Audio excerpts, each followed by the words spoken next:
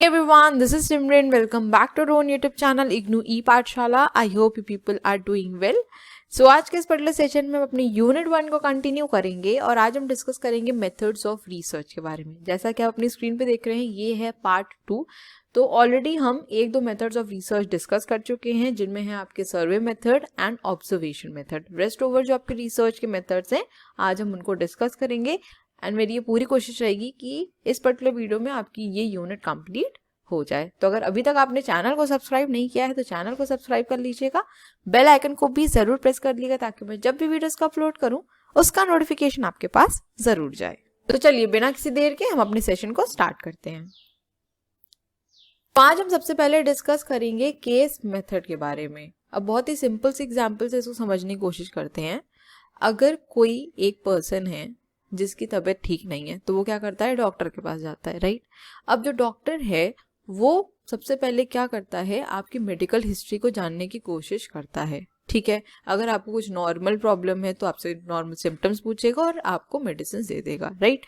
लेकिन अगर किसी पेशेंट को ज़्यादा दिक्कत है, उसके ऑपरेशन होना है, तो डॉक्टर डिफरेंट टेस्ट करवाते हैं टू नो कि जो हमारा पेशेंट है उसका हेमोग्लोबिन कितना है, आरबीसीज, डब्ल्यूबीसीज, ये सब कितनी, क्योंकि उसके अकॉर्डिंग ही वो आगे क्या कर सकते हैं, ऑपरेशन कर सकते हैं. तो एक तरीके से हम ये कह सकते हैं कि जो डॉक्टर है वो पेशेंट की इन डेप्थ स्टडी करता है, इंटेंसिव स्टडी करता है टू नो कि पेशेंट के जो बॉडी है वो किस तरीके की है और आगे मुझे किस तरीके से प्रोसेस करने की ज़रूरत है. ठीक है, तो इसी तरीके से जो हमारी फर्म्स होती हैं या फिर जो हमारी यूनिट्स होती हैं उनकी भी क्या करी जाती है, इंटेंसिव स्टडी करी जाती है ताकि हम फाइंड आउट कर सके कि प्रॉब्लम कहाँ पे आ रही है.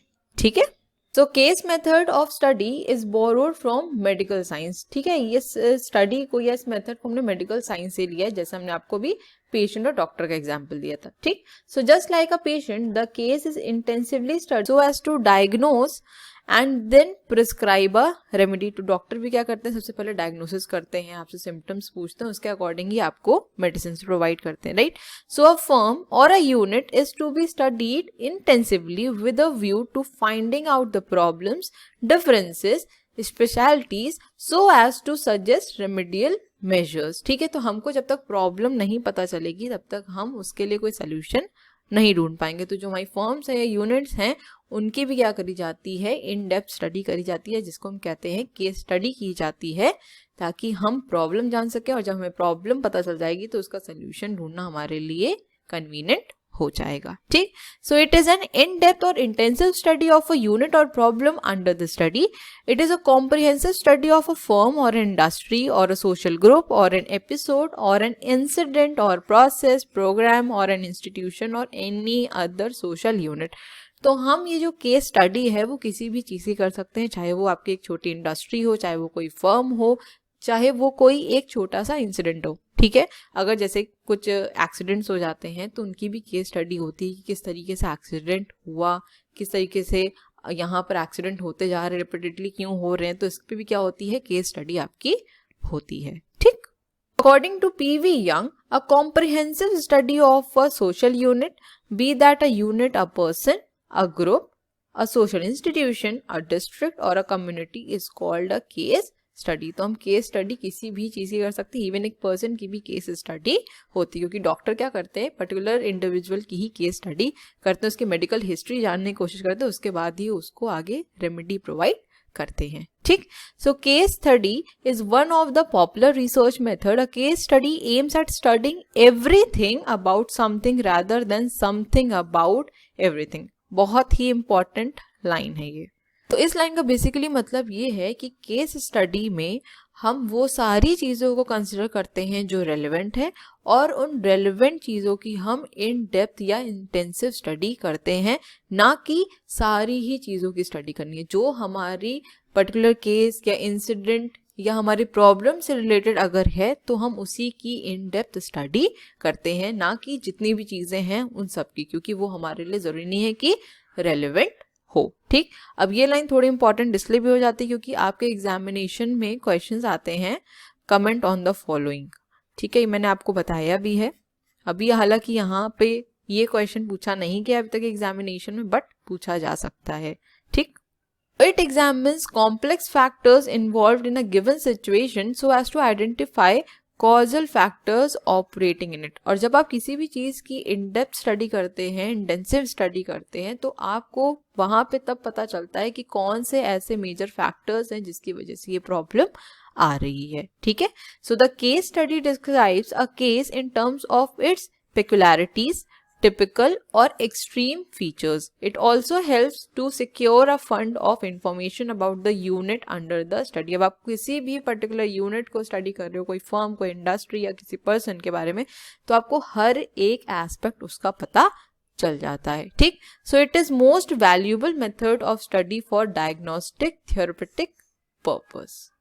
तो आई होप आपको यहाँ तक समझ में आ गया होगा कि केस मेथड क्या होता है. इसमें हम इन डेप्थ स्टडी करते हैं, इंटेंसिव स्टडी करते हैं, चाहे वो पर्टिकुलर पर्सन हो, चाहे वो एक यूनिट हो, चाहे वो एक फर्म हो, चाहे वो एक कम्युनिटी या कोई सोशल ग्रुप हो. ठीक है. इसमें क्या करी जाती है, कॉम्प्रिहेंसिव स्टडी करी जाती है. ठीक. केस स्टडी की रेसिपी की अगर बात करें तो सबसे पहले तो हम प्रॉब्लम को फाइंड आउट करने की कोशिश करते हैं. जब हमारे पास प्रॉब्लम रहेगी तो हम उसका सोल्यूशन ढूंढेंगे और जब सोल्यूशन मिल जाएगा तो हमें एक्चुअल रिजल्ट की तरफ पहुंच जाएंगे. ठीक है.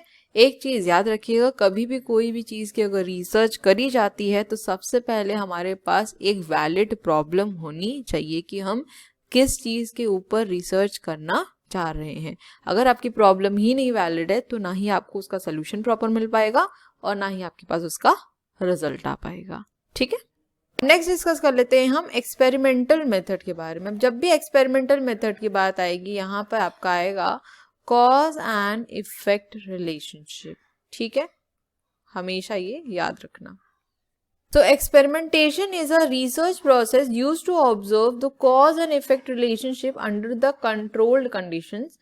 In other words, it aims at studying the effect of an independent variable on a dependent variable by keeping the other independent variables constant through some type of control. तो यहाँ पर दो इंपॉर्टेंट टर्म्स आए हैं. एक है आपका independent variable और दूसरा है डिपेंडेंट वेरिएबल. अब ये क्या होते हैं इनको समझ लेते हैं. तो यहाँ पर हम दो टर्म्स के बारे में बात करेंगे. एक है आपका इंडिपेंडेंट वेरिएबल और दूसरा है हमारा डिपेंडेंट वेरिएबल. ठीक है. अब जैसा कि नाम से समझ में आ रहा होगा ये आपको, इंडिपेंडेंट. ठीक है. इंडिपेंडेंट है, ये किसी के ऊपर डिपेंड नहीं हो रहा है, ये इंडिविजुअल है, अपना अलग है. और डिपेंडेंट वेरिएबल वो जिनके ऊपर कुछ अफेक्ट दिख रहा है हमको. ठीक है. यहाँ पे एक छोटा सा एग्जाम्पल कंसिडर कर लेते हैं ताकि आपको इंडिपेंडेंट वेरिएबल्स और डिपेंडेंट वेरिएबल्स अच्छे से समझ में आ जाए. ठीक. मान लेते हैं कि आपकी डेट शीट रिलीज हो जाती है. ठीक है. अभी हुई नहीं है, ये सिर्फ हम मान रहे हैं. ठीक है. तो कुछ स्टूडेंट्स ऐसे होंगे जो अभी से पढ़ना स्टार्ट कर देंगे क्योंकि उनको पता है कि 15 to 20 डेज के बाद उनके पेपर हैं.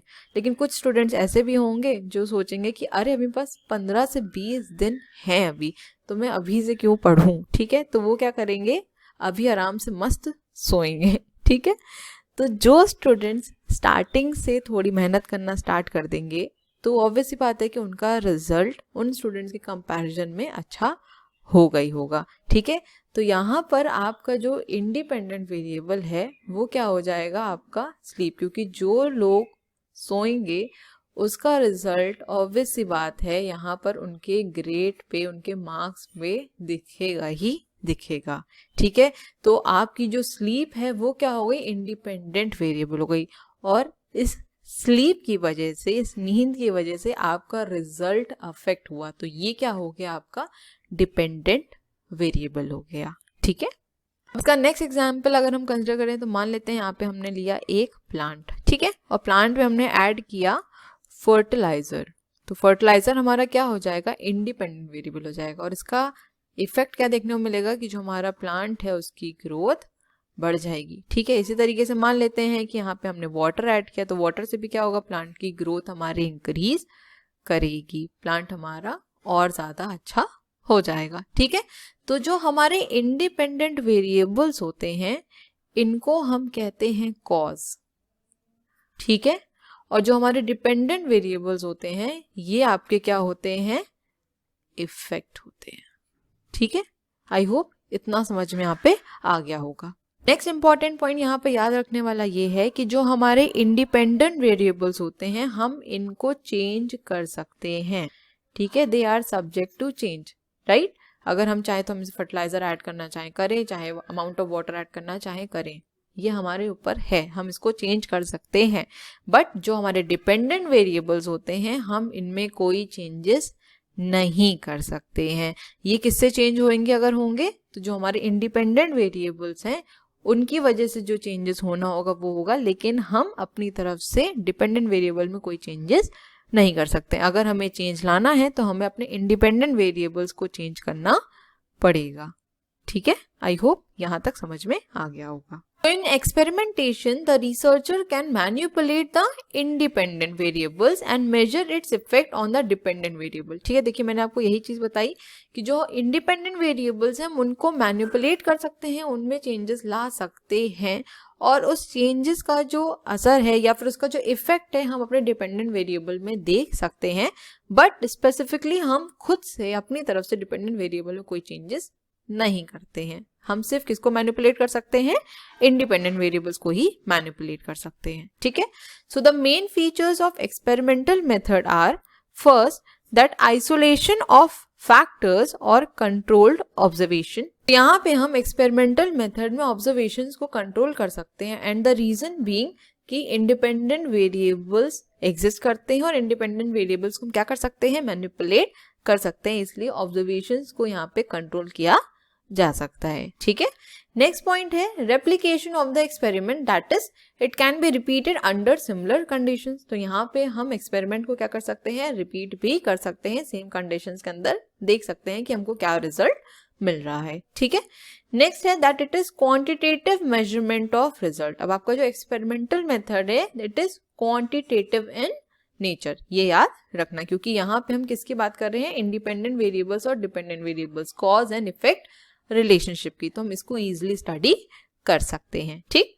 और लास्ट पॉइंट है determination of cause and effect relationship more precisely, ठीक है। एक चीज आप ये हमेशा याद रखिएगा कि जब भी एक्सपेरिमेंटल मेथड की बात होगी वहां पर कॉज एंड इफेक्ट रिलेशनशिप आएगा, डिपेंडेंट एंड इंडिपेंडेंट वेरिएबल्स आएंगे ही आएंगे, ठीक है। आई होप यहाँ तक आपको क्लियर हो गया होगा। अब यहाँ पे सिंपल से एग्जाम्पल के थ्रू हम एक्सपेरिमेंटल मेथड को समझने की कोशिश करते हैं, ठीक है। हालांकि मैंने आपको पीछे एग्जाम्पल दिया है और एक्सप्लेन कर भी दिया, बट फिर भी यहाँ पर एक एग्जाम्पल देख लेते हैं, ठीक है। तो एक आपकी मैन्युफैक्चरिंग कंपनी है जो इंजीनियरिंग प्रोडक्ट्स को मैन्युफैक्चर करती है, ठीक है।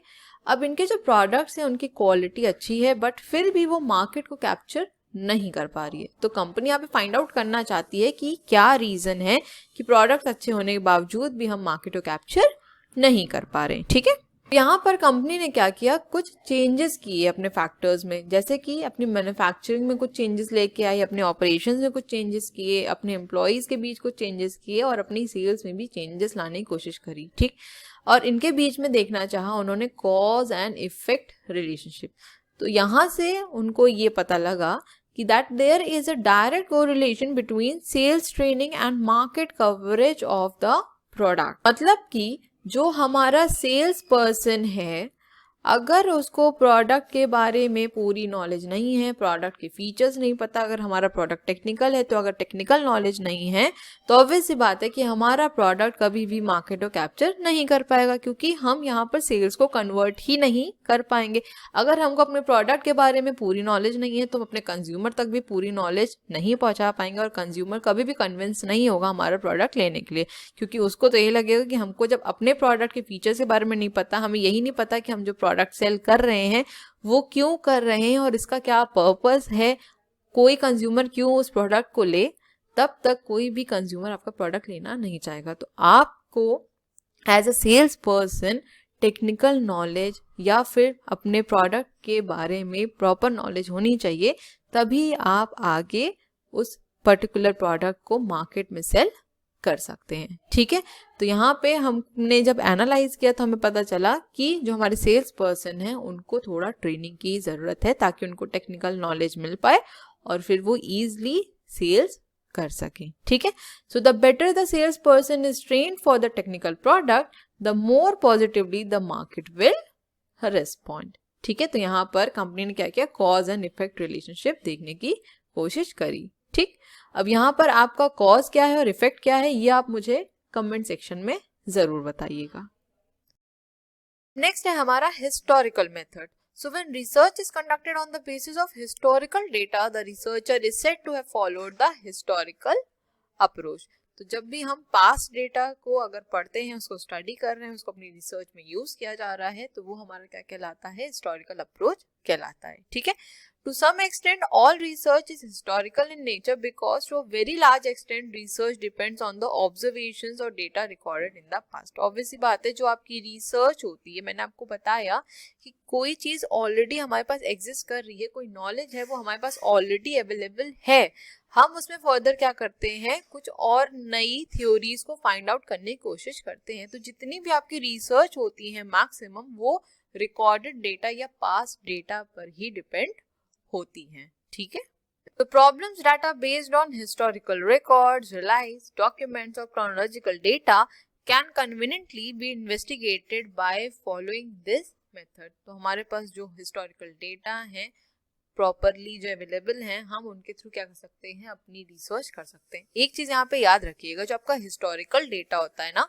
वो क्रोनोलॉजिकल ऑर्डर में होता है। अगर कोई चीज पास्ट में हुई है तो ऑब्वियसली बात है कि वो एक सेट ऑर्डर में ही होगी। ठीक है, तो इस चीज को हमेशा याद रखना कि जो हमारा हिस्टोरिकल डेटा है या हिस्टोरिकल मेथड में हम जो डेटा यूज कर रहे हैं वो क्रोनोलॉजिकल फॉर्म में ही होता है, जो कि यहाँ पे लिखा है that it is a chronological data. ठीक है, historical research depends on past observations or data and hence is non-repetitive. Obviously बात है कि हम जो हिस्टोरिकल रिसर्च कर रहे हैं वो पास्ट ऑब्जर्वेशंस पे कर रहे हो, जो पास्ट ऑब्जर्वेशंस हम उनको रिपीट तो नहीं कर सकते हैं, right. Therefore it is only a post fact analysis. Post facto का क्या मतलब होता है कि जब इवेंट हमारा अकर कर चुका है, when the event has already been occurred.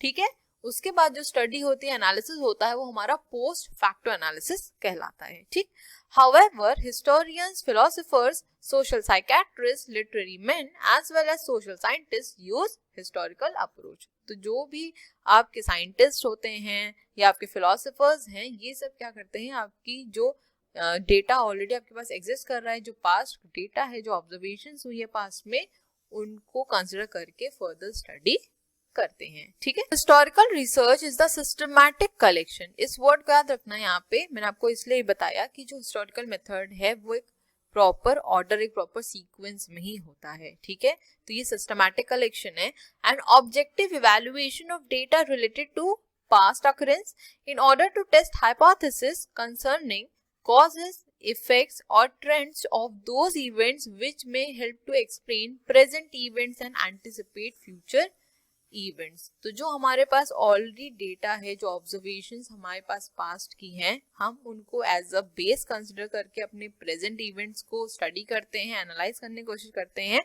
और अपने फ्यूचर्स को भी यहाँ पर प्रिडिक्ट करते हैं। ठीक है, बाकी आपकी जितनी भी रिसर्च होती है, मैक्सिमम रिसर्च आपके पास्ट डेटा, पास्ट ऑब्जर्वेशन पे ही बेस्ड होती है, क्योंकि हमारे पास जो नॉलेज ऑलरेडी एग्जिस्ट कर रही है, हम उसी में ही आगे क्या करते हैं, फर्दर रिसर्च करते हैं, नई थ्योरीज, नई चीजें निकालने की कोशिश करते हैं। ठीक है, in historical research primary and also secondary source of data can be use. तो आपकी हिस्टोरिकल रिसर्च में प्राइमरी डेटा और सेकेंडरी डेटा दोनों को ही यूज किया जा सकता है। प्राइमरी डेटा आपका होता है फर्स्ट हैंड इंफॉर्मेशन, जिसको आप पहली बार कलेक्ट कर रहे हो।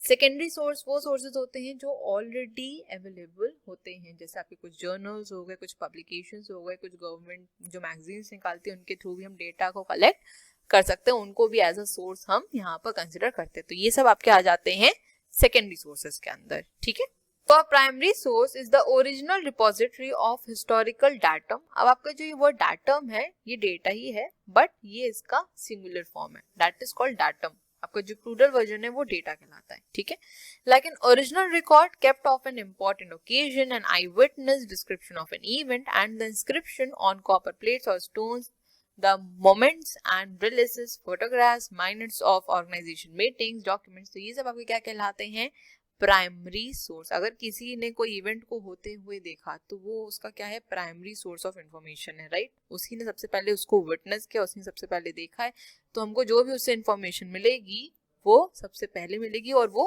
ओरिजिनल भी होगी, ठीक है। A secondary source is an account और रिकॉर्ड ऑफ हिस्टोरिकल इवेंट्स और सर्कमस्टांसेस वन और more steps remove from an original repository, ठीक है। The aim of historical research is to draw explanations and generalizations from the past trends in order to understand the present and to anticipate the future. तो यही definition अभी हमने पीछे पढ़ी। जो हमारे पास पास्ट डेटा होता है हम उसके थ्रू क्या करते हैं, जनरलाइज करने की कोशिश करते हैं, ठीक है, और उससे प्रेजेंट को समझने की कोशिश करते हैं, साथ ही फ्यूचर को एंटिसिपेट भी करते हैं। So it enables us to grasp our relationship with the past and to plan more intelligently for the future. Past में अगर कोई इवेंट हुआ है उसके बेसिस पे हम कैसे अपने फ्यूचर को सिक्योर कर सकते हैं या फ्यूचर में क्या चेंजेस ला सकते हैं, इसमें हमारी हेल्प करता है हिस्टोरिकल रिसर्च या फिर हिस्टोरिकल मेथड, ठीक। Thus we may conclude that true historical research is a process of reconstructing the past through systematically and objectively collecting, verifying and synthesizing evidence relating to the past events to establish facts and defensible conclusions, often in relation to a particular hypothesis, to arrive at a scholarly account of what happened in the past. I hope आपको historical research समझ में आ गया होगा। historical method क्या है, सबसे पहले याद रखना है कि that it is chronological, systematic, ठीक है। फिर collecting, evaluating, verifying and synthesizing the evidence relating to the past event. हमारे जो past में already events occur कर चुके हैं, हम सबसे पहले क्या करते हैं, उन्हें collect करते हैं, accordingly evaluation होता है, फिर उनको verify किया जाता है कि जो हमारे पास data आया है वो कितना सही है, फिर उसको properly synthesize किया जाता है, ठीक है। आगे अगर हमें कोई प्रॉब्लम्स होती हैं तो उससे रिलेटेड अगर सोल्यूशन हमको उससे मिल पाता है तो हम उसको अपनी रिसर्च में यूज करते हैं, ठीक है। लास्ट मेथड है हमारा कंपैरेटिव मेथड, जहां पर हम सिंपली क्या करते हैं, कंपैरिजन करते हैं। और जहां पे कंपैरिजन हो रहा है इसका मतलब ये जो डेटा इसमें होगा that it will be qualitative in nature, ये आपकी क्वालिटेटिव अप्रोच कहलाती है, ठीक है। So comparative research method can be defined as the research methodology in which the aspects of social science और life are examined across different cultures और country. तो हम इसके अंदर क्या करते हैं, डिफरेंट कल्चर्स, डिफरेंट कंट्रीज को स्टडी करते हैं, उनके बीच में कंपैरिजन करने की कोशिश करते हैं, ठीक है। So it is a form of qualitative approach और analysis in which different types of methods like the case study analysis are used by the researchers to elicit the similarities and the differences between the entities और countries. तो इसके अंदर आपका case study भी आ जाता है। Case study एक तरीके से कह सकते हैं इसका एक पार्ट है जहां पे हम क्या करते हैं, सिमिलरिटीज और डिफरेंसेस फाइंड आउट करने की कोशिश करते हैं between different cultures, different countries, या फिर आपके कोई भी लाइफ का एस्पेक्ट हो या फिर आपके सोशल साइंस के कोई भी एस्पेक्ट हो, ठीक है। So comparative research method combines theory और theoretical concept with data collection. तो यहाँ पर हम थ्योरेटिकल कॉन्सेप्ट को भी कंसिडर कर रहे हैं प्लस डेटा को भी यहाँ पर एनालाइज किया जा रहा है, क्योंकि अगर केस स्टडी की बात आती है तो आपके पास प्रॉपर डेटा होना चाहिए, तभी आप यहाँ पर डिफरेंसेस और सिमिलरिटीज बता सकते हैं, ठीक। So cross national comparison is a common application of comparative research method in qualitative analysis. तो अगर हम अपने नेशन का कंपैरिजन किसी और नेशन के साथ करें, किसी और कंट्री के साथ कर रहे हैं, तो ये आपकी क्या कहलाती है, कंपैरेटिव रिसर्च कहलाती है, ठीक है। अब ये कंपैरिजन किसी भी बेसिस हो सकता है, हम हो सकता है अपने कल्चर के बेसिस पे कंपैरिजन कर रहे हो, अपनी वैल्यूज के बेसिस पे कर रही हूँ, अपने ड्रेसिंग सेंस के बेसिस पे कर रहे हो, कोई भी कंपैरिजन यहाँ पे हो सकता है, ठीक है। ये लेकिन किस में होगा, आपका क्वालिटेटिव टर्म्स में होगा। लेकिन अगर हम यहाँ पे केस स्टडी की बात करें, क्योंकि केस स्टडी भी कहीं ना कहीं इसका एक पार्ट हो जाता है, तो केस स्टडी में आप क्वांटिटेटिव डेटा और क्वालिटेटिव डेटा दोनों को ही यहाँ पे कंसिडर करते हैं। तो अगर हम केस स्टडी के थ्रू कुछ कंपैरिजन करने की कोशिश करेंगे, डिफरेंसेस सिमिलरिटीज निकालने की कोशिश करेंगे, तो वहाँ पे हम क्वांटिटेटिव डेटा और क्वालिटेटिव डेटा दोनों को ही यूज करेंगे, ठीक है। तो the whole theory of biological evolution rests on application of evolutionary method. So this method can be applied not only to plants, to animals, to social customs and social institutions, to human minds, to human ideas and ideals, but also to the evolution of geological strata, to the differentiation of chemical elements and to the history of solar system. तो अब अगर हम बात करें यहाँ पे comparative method की, तो ये बहुत ही स्टार्टिंग से यूज होता आ रहा है, चाहे हम प्लांट्स की बात करें, एनिमल्स की बात करें, अपने कस्टम्स, ट्रेडिशंस, अपने इंस्टीट्यूशंस की बात करें, हर जगह पर आप कंपैरेटिव मेथड को यूज करते हैं, कंपैरेटिव रिसर्च को यूज किया जाता है, ठीक है। A good example of this is the common research programme that looks for difference between 2 और more social systems, then let these difference in relation to some other variables coexisting in those society to see if it is related। तो यहाँ पर अगर हम एक या एक से ज्यादा, दो से ज्यादा सोशल सिस्टम्स को कंपेयर कर रहे हैं, नेक्स्ट हम उनके बीच में भी रिलेशनशिप फाइंड आउट कर सकते हैं और देख सकते हैं कि दोनों सोसाइटीज में क्या ऐसे वेरिएबल्स हैं जो साथ में एग्जिस्ट कर रहे हैं और उनके बीच में फिर एक रिलेशनशिप को फाइंड आउट कर सकते हैं। तो बेसिकली इस थ्योरी का सिंपल सा मतलब ये है कि यहाँ पर हम क्या करते हैं, सिर्फ और सिर्फ कंपैरिजन करते हैं, ठीक है। That is called comparative study और कंपैरेटिव मेथड, ठीक है। अब नेक्स्ट डिस्कस कर लेते हैं हम डिफिकल्टीज इन बिजनेस रिसर्च। अब बिजनेस रिसर्च में हमें क्या क्या डिफिकल्टीज आती हैं ये देखते हैं। सबसे पहला पॉइंट हमारा, the lack of scientific training in the business research methodology is a major problem in our country.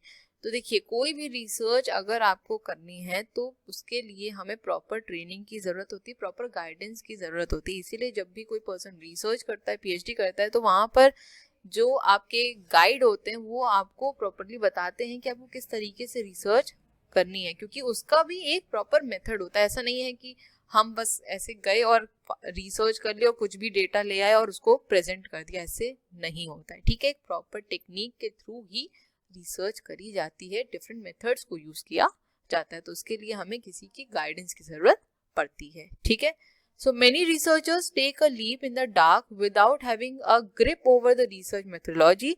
Systematic training in the business research methodology is a necessity. तो बिना प्रॉपर ट्रेनिंग के, बिना प्रॉपर गाइडेंस के आप research नहीं कर सकते, क्योंकि जो डिफरेंट मेथड्स यूज किए जाते हैं आपको उसकी पूरी नॉलेज होनी चाहिए, तभी आप उनको अप्लाई कर पाएंगे, ठीक। अभी कौन से मेथड्स होते हैं अभी आप ये आगे पढ़ेंगे, कौन कौन से टेस्ट यूज किए जाते हैं रिसर्च के अंदर, ठीक। नेक्स्ट पॉइंट है that many of the business organisations are not research conscious and feel that investment in research is a wastage of resources, does not encourage research.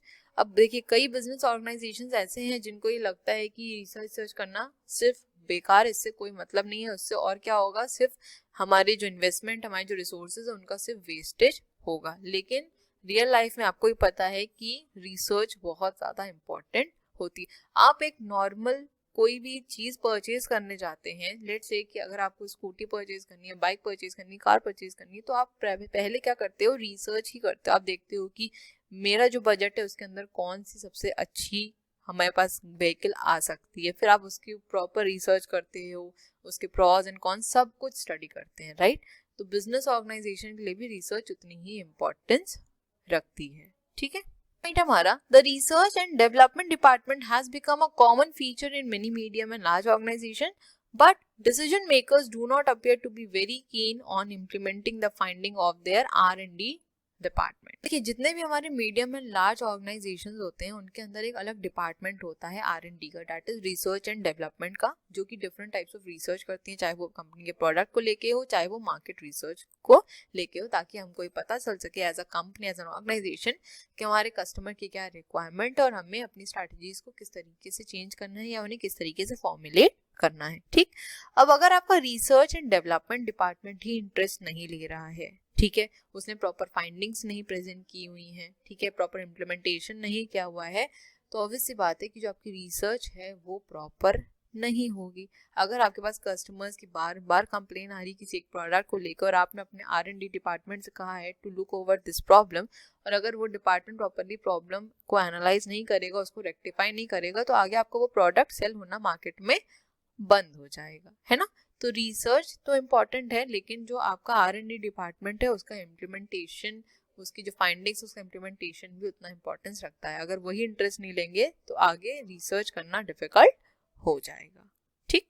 Next point हमारा, even when research studies are undertaken many a time they are overlapping resulting in duplication because there is no proper coordination between different departments of a university and between different universities. अगर एक proper यहाँ पर relationship नहीं है different department के बीच में, तो research आपकी प्रॉपरली वर्क नहीं कर पाएगी, ठीक है। क्योंकि यहाँ पर अगर हम छोटा सा एग्जांपल कंसिडर करें, मान लेते हैं कि जो हमारा R&D डिपार्टमेंट है उसने रिसर्च करके ये फाइंड आउट किया कि जो हमने प्रोडक्ट अपने प्राइस कोट किया है वो ज़्यादा कोट किया in comparison to our competitors, तो उसने मार्केटिंग डिपार्टमेंट से कहा कि आपको प्राइस कम कोट करना चाहिए। अब मार्केटिंग डिपार्टमेंट का क्या कहना है कि अगर हम प्राइस को कम कोट करेंगे तो हम अपने एक्सपेंसेस को कहाँ से निकालेंगे, ठीक है। तो एक तरीके से डिफरेंस आ जाता है दोनों ही डिपार्टमेंट के बीच में, और जब डिफरेंसेस रहेंगे तो कोऑर्डिनेशन ऑब्वियस सी बात है प्रॉपर नहीं होगा, राइट। नेक्स्ट पॉइंट है हमारा डिफिकल्टी ऑफ फंड्स। अब देखिए जो रिसर्च होती है वो फ्री में नहीं होती, ठीक है। उसके लिए आपको काफ़ी फंड्स की ज़रूरत होती है, क्योंकि बहुत पैसा लगता है रिसर्च को करने में। इसीलिए आपने सुना होगा कि जब भी रिसर्च करता है कोई तो उनको फेलोशिप प्रोवाइड की जाती है, एंड द रीज़न यही है इसका कि रिसर्च करने में आपको फंड्स की नीड होती ही होती है, ठीक है। तो बहुत सी यूनिवर्सिटीज़ इस वजह से क्या करती हैं, रिसर्च को करना ही नहीं चाहती हैं, क्योंकि उनके पास रिसोर्सेज की कमी होती है, ठीक। नेक्स्ट पॉइंट है हमारा another difficulty in the research arena is that there is no code of conduct for the research. देखिए मैंने आपको यही बताया कि जो भी पर्सन रिसर्च करता है उसको प्रॉपर नॉलेज होनी चाहिए, उसको किस तरीके से रिसर्च करनी है, उसको मेथोडोलॉजी पता होनी चाहिए, कोड ऑफ कंडक्ट होना चाहिए, ठीक है। उसके अंदर एक एटीट्यूड होना चाहिए एक रिसर्चर का, ठीक। ऐसे ही नहीं होता कि कोई भी पर्सन यहाँ पर रिसर्च करने लग जाए। आपको एक प्रॉपर पैटर्न फॉलो करना होता है, सिस्टमैटिक तरीके से रिसर्च करनी है। और आपको शायद पता भी होगा कि 4 से 5 साल लगते हैं रिसर्च को करने में, है ना। तो उतना डेडिकेशन, उतना डिटर्मिनेशन, उतना पेशेंस, सब चीज़ की रिक्वायरमेंट होती है, right. So there is a need for developing a code of conduct for the researchers to educate them about their ethical aspects of research, maintaining confidentiality of the information. देखिए बहुत important point ये होता है कि कोई भी person अगर research कर रहा है तो जो इन्फॉर्मेशन उसने गैदर करी है उसको कॉन्फिडेंशियल रखे, ठीक है। उस जो आपने इन्फॉर्मेशन को गैदर किया है आप उसको पब्लिकली डिस्क्लोज नहीं कर सकते हो, क्योंकि जो भी पर्सन अगर आपको अपनी इन्फॉर्मेशन दे रहा है वो इसी बेसिस पे ही देता है। और रिसर्च का ये एक एथिक भी होता है कि आपको उस इन्फॉर्मेशन को कॉन्फिडेंशियल रखना है, ठीक है। तो इसको भी समझने की ज़रूरत होती है, ठीक। नेक्स्ट पॉइंट है हमारा delayed publication of data. So there is difficulty of timely availability of up to date from the published sources. The data available from the published sources or governmental agencies are old. ठीक है, मैंने आपको बताया जो आपके secondary source of data होते हैं जिसमें आपकी गवर्नमेंट मैगजीन्स हो गई, गवर्नमेंट एजेंसीज जो आपकी बुक्स निकालती हैं, ठीक है, जो हमारे पास ऑलरेडी पब्लिश रिसोर्सेज हैं, इनका हम यूज़ करते हैं अपने रिसर्च में। लेकिन ये जो रिसोर्सेज होते हैं जो पहले से प्रेजेंट होते हैं, इनका डेटा कई बार बहुत ज़्यादा पुराना होता है। हो सकता है कि उसको अपडेट नहीं किया गया, और जब हमने डेटा अपडेट नहीं किया है तो ऑब्वियसली बात है कि अगर हम उसको अपनी रिसर्च में यूज़ करेंगे तो उतनी ऑथेंटिक हमारी रिसर्च नहीं रह जाए, क्योंकि सर्कमस्टांसेस चेंज होते रहते हैं, right. So at least 2 to 3 years time lag exist as a result the data proves irrelevant. ठीक है, मैंने आपको बताया कि जो डेटा है वो ऑब्वियसली बात है वो इररेलेवेंट ही होगा, किसी काम का नहीं रहेगा अगर आपने बहुत पुराना डेटा यूज किया है। जैसे कि मैंने आपको जब IBO3 पढ़ाया था तो मैंने आपसे यही चीज बोली थी कि जो डेटा है आप उसको अपनी बुक से स्टडी करिएगा। ऐसा नहीं कि मैं आपको अपनी बुक का डेटा नहीं प्रोवाइड कर सकती थी, कर सकती थी, बट द रीज़न बीइंग कि मैं अगर वो डेटा दूंगी तो वो आप लोग के लिए रेलिवेंट होगा ही नहीं, क्योंकि अब आपके पास नई एडिशन की बुक है या रिवाइज्ड एडिशन की बुक है तो उसमें आपके पास डेटा और अच्छा होगा और अपडेटेड वर्जन में ही होगा, राइट। तो हमको उसी को कंसिडर करना होता है, ठीक है। आई होप यहाँ तक आपको क्लियर हो गया होगा कि क्या क्या डिफिकल्टीज आती हैं हमें बिजनेस रिसर्च में, ठीक है।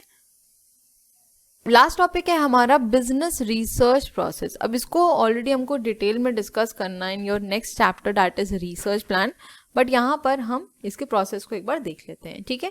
तो सबसे पहला पॉइंट है हमारा selection of a research problem और रिसर्चेबल एरिया। तो मैंने आपको ये बताया था कि हम सबसे पहले प्रॉब्लम को आइडेंटिफाई करते हैं और जो प्रॉब्लम है ये आपकी वैलिड होनी चाहिए, टेस्टेबल होनी चाहिए, ठीक है। नेक्स्ट पॉइंट है हमारा acquaintance with the current theory and knowledge and work done in that area.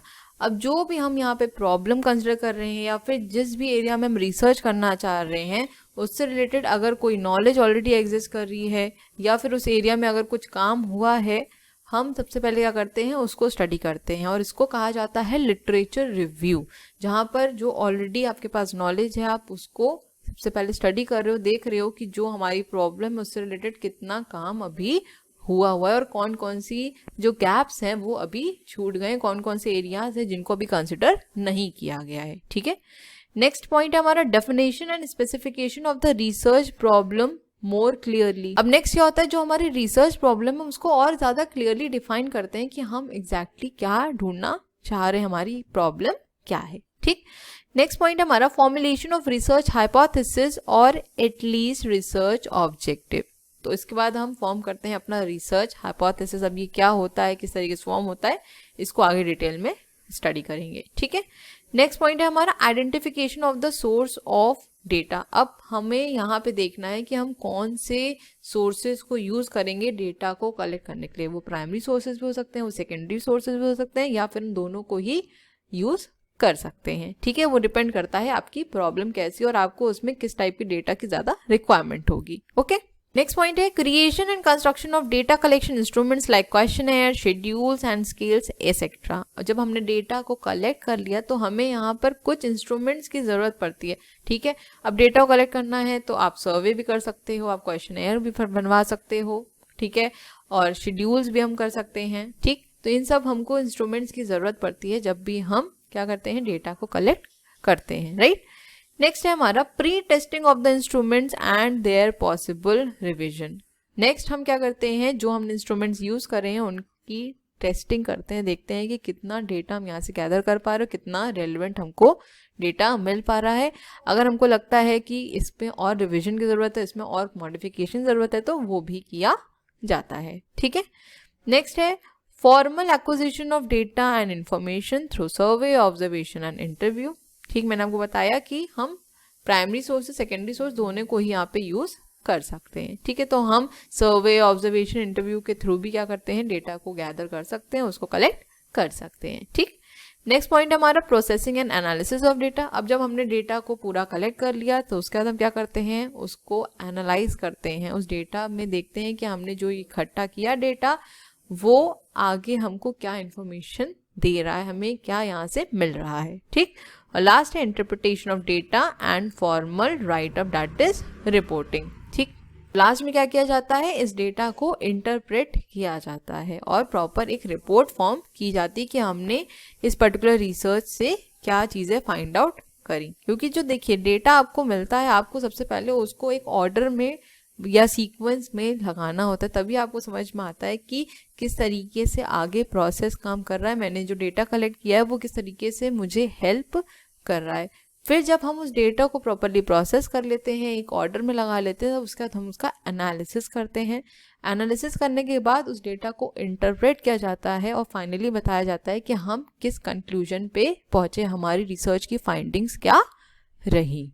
ठीक है, तो ये था हमारा पूरा रिसर्च प्रोसेस। हालांकि आपको हर एक पॉइंट को स्पेसिफिकली इन डिटेल पढ़ना है। ठीक है, तो अब हम अपने नेक्स्ट वीडियो में मिलेंगे और हम डिस्कस करेंगे आपका next chapter, that is research plan. बहुत इंपॉर्टेंट चैप्टर है। सेकेंडली यहाँ से आपको क्वेश्चन देखने को मिलेगा ही मिलेगा एग्जामिनेशन में, और 20 मार्क्स का क्वेश्चन आता ही है। ठीक है, तो आज का हमारा सेशन यहीं तक था और आपकी ये यूनिट कंप्लीट हो जाती है। ठीक है, so thank you so much for watching. Please video को लाइक ज़रूर कर दीजिएगा, और अगर अभी तक आपने चैनल को सब्सक्राइब नहीं किया है तो चैनल को सब्सक्राइब कर लीजिए। बेल आइकन को भी ज़रूर प्रेस कर दीजिएगा ताकि मैं जब भी वीडियोस को अपलोड करूँ उसका नोटिफिकेशन आपके पास ज़रूर जाए। अपने फ्रेंड्स के साथ ही वीडियोज़ को ज़रूर शेयर करिएगा और अपने फीडबैक देना मत भूलिएगा। मिलेंगे अपने नेक्स्ट वीडियो में। Till then stay safe, stay healthy, bye bye, take care.